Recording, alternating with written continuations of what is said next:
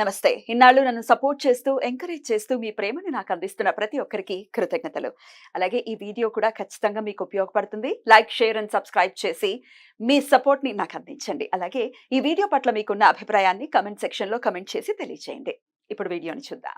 నమస్తే. Welcome to our channel. నేను పద్మిని. ప్రస్తుతం మనతో పాటు వేదిక ఆస్ట్రాలజర్ అవినాష్ దాస్ ఉన్నారు. మాట్లాడదాం. అవినాష్ గారు నమస్తే అండి. నమస్తే అండి. ఓం నమః శివాయ. ఓం నమో వెంకటేశాయ. గ్రహాల్లోకెల్లా అత్యంత ప్రామినెంట్ రోల్ ని ప్లే చేసేటటువంటి గ్రహం డెఫినెట్లీ సాట్రన్ కదా.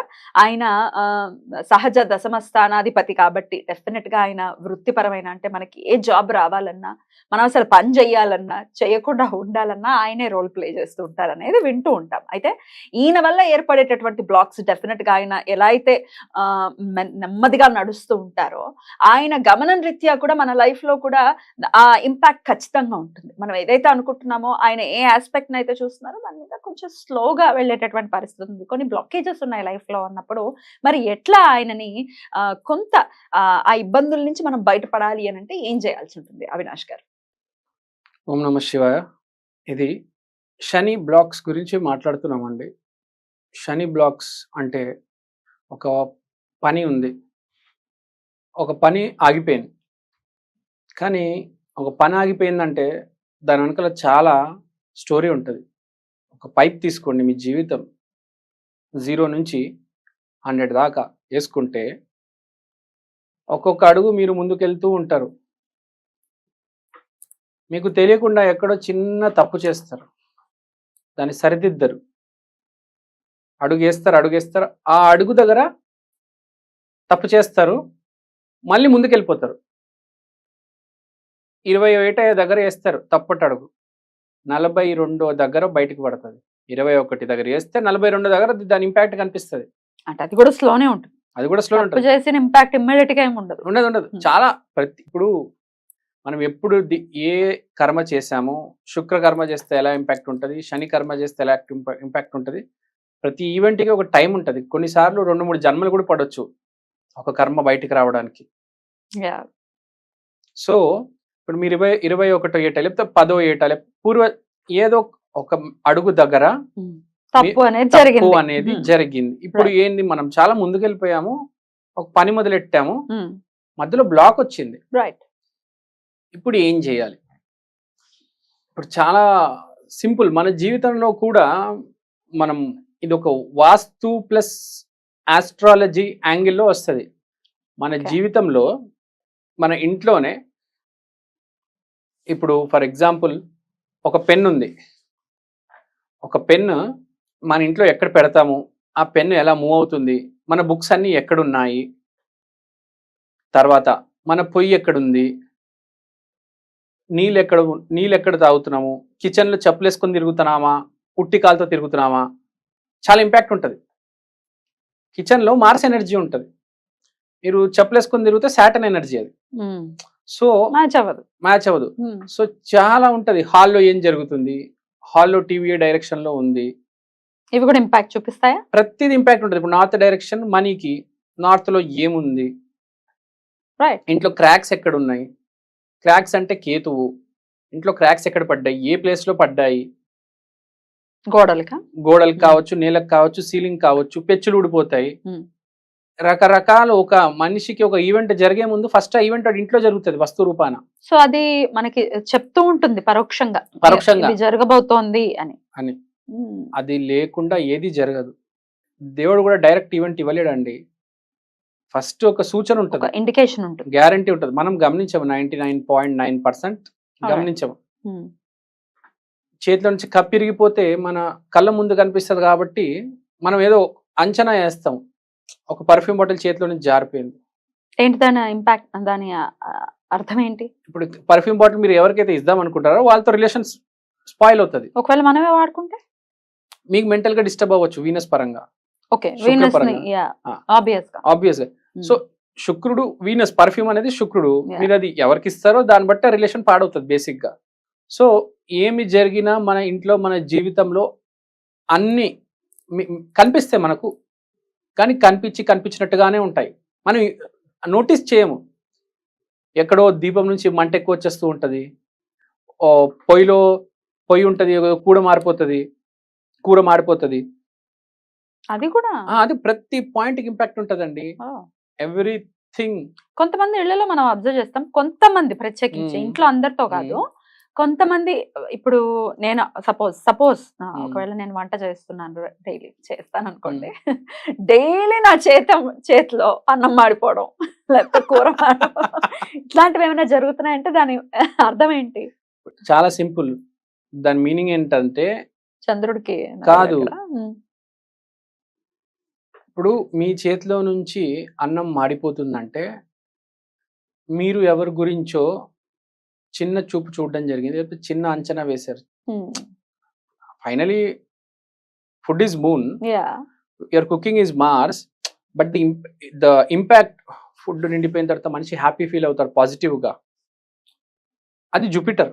సో మీరు అలా జరిగిందంటే మీరు ఎవరినో హట్ చేశారు అని, రైస్ మార్చేశారు అంటే మీరు ఎక్కడో ఎవరో హట్ అయ్యారు మీ మాటకి. సో వీ డోంట్ నో, చెప్పలేమండి. ఇప్పుడు మీరు రోజుకి 10 ఫోన్ కాల్స్ మాట్లాడొచ్చు. నేను ఎప్పుడు నా చేతిలో ఎప్పుడు టచ్ వుడ్ ఎప్పుడు మాడవు, నా చేతిలో పాలు పొంగవు, ఫుడ్ మాడదు మోస్ట్లీ. నేను ఎగ్జాంపుల్ మీరు అడిగారు కాబట్టి చెప్తున్నా. నాకు తెలియదు, మీరు ఎప్పుడు, నేను చూడలేదు ఇంటికి వచ్చి మీరు రైస్ అసలు కరెక్టే. కానీ ఎవరికైనా ఇప్పుడు ఎవరి మీద ఎగ్జాంపుల్ పెట్టడం ఎందుకని నా మీద నేను పెట్టుకుని అడుగుతున్నా. అదే రైస్ కుక్కర్ అంచున నేను వచ్చి చూడలేరు కదా. అదే కాబట్టి సో ఎవరికైనా ఇలా జరుగుతుందంటే తరచుగా చాలా సింపుల్, గురువు వాళ్ళు ఎవరినో హర్ట్ చేస్తున్నా ఇక్కడ గురువు పాడవుతుంది అని సిగ్నల్. అరే నీ గురువు పాడవుతుందని చెప్తూ ఉంటది. అది దేవుడు అవకాశం ఇస్తాడు మనిషి, జాగ్రత్త నాయన చూడు ఏం జరుగుతుంది. కొందరికి అయితే మార్చేసిన తర్వాత దాన్ని ఇంకా మాడుస్తారు, వాసన వచ్చేదాకా కొందరికి అర్థం కాదు, వాళ్ళకి అది వస్తూ ఉంటుంది, వాడికి అర్థం కాదు, బాగా కుక్ అవుతుంది అనుకుంటారు. వాళ్ళకి తెలియదు, తర్వాత అంచుని చూస్తే మొత్తం మాడిపోయి ఉంటది. That isn't correct. అంటే అట్లా మాడిపోదు, తరచుగా మాడిపోతుంది అంటే మనం జాగ్రత్త తీసుకోవాలి అంతే, ఎవరిని హర్ట్ చేయకూడదు. So it is very important. అంటే మనకు తెలుస్తూ ఉంటది, నువ్వు వాళ్ళు హర్ట్ చేయబోతున్నావు, నువ్వు హర్ట్ చేసి వచ్చావు. మనకి ప్రతి ఏదైనా తప్పు జరిగిందంటే చెప్పు మీద చెప్పు పడినా కూడా చాలా డిఫరెన్స్ ఉంటది. రైట్, దీని గురించి ఇంకా మనం వివరంగా మాట్లాడదాం. సరే, ఇప్పుడు ఎట్లా ఇవన్నీ మనకి ఇండికేషన్స్ అనేవి మీరు చెప్తూ ఉన్నారు, బట్ ఈ బ్లాకేజెస్ ని ఎట్లా మనం క్లియర్ చేసుకోవచ్చు? ఇప్పుడు మనం బ్లాకేజెస్ దగ్గరకు వచ్చాం. బ్లాకేజెస్ అంటే చాలా సింపుల్. ప్రతి మనిషికి బేసిక్ గా ఇది చాలా ఇంపార్టెంట్, మనిషి గమనించాడు. కానీ మనిషికి 4-5 జతలు చెప్పులు ఉంటాయి. వాడు ఒక జత చెప్పులు వేసుకోడు, మిగతా 4 లేకపోతే 2 లేకపోతే 1 వేసుకుంటూ ఉంటాడు, మారుస్తుంటాడు. ఒక జత పక్కన పెట్టేస్తాడు ఎప్పుడు. దాన్ని ఏం చేయాలంటే ఫస్ట్ ఆ జతని బయటికి తీయాలి. ఆ జతని బయటికి తీసి గుడికి వెళ్ళి జత బయట వదిలేసి లోపలికి వెళ్ళి శివుడికి ఓం నమ శివాయ అని చెప్పేసి బయటికి వచ్చి మళ్ళా చెప్పుల జత వేసుకోకుండా అలానే వదిలేసి ఉట్టి కాళ్ళతో ఇంటికి రిటర్న్ వచ్చేయాలి. సో ఏ చెప్పు అయితే మీరు వాడకుండా అలా వదిలేశారో అదే మీ బ్లాక్ కదా. వాడకుండా అదే వదిలేశారు, పాతది అయిపోయిందని చెప్పేసి, లేకపోతే ఏదో మీకు కలర్ నచ్చలేదని వదిలేశారు. మీ ఇంట్లో కూడా అదే ఉంది, అక్కడ నుంచి అప్పటి నుంచి అంతకాలం నుంచి మీకు అర్థం కావట్లేదు.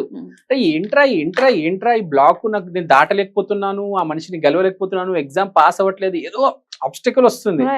మీ ఇంట్లో అది ఉంది, మీరు పెట్టుకొని ఉన్నారు మీ చెప్పుల స్టాండ్ లో, దాన్ని వేసుకో, గుడికెళ్ళు, ఆ చెప్పుల స్టాండ్ లో వదిలేయి, మాయమైపో. Right. So this is one of the brilliant techniques.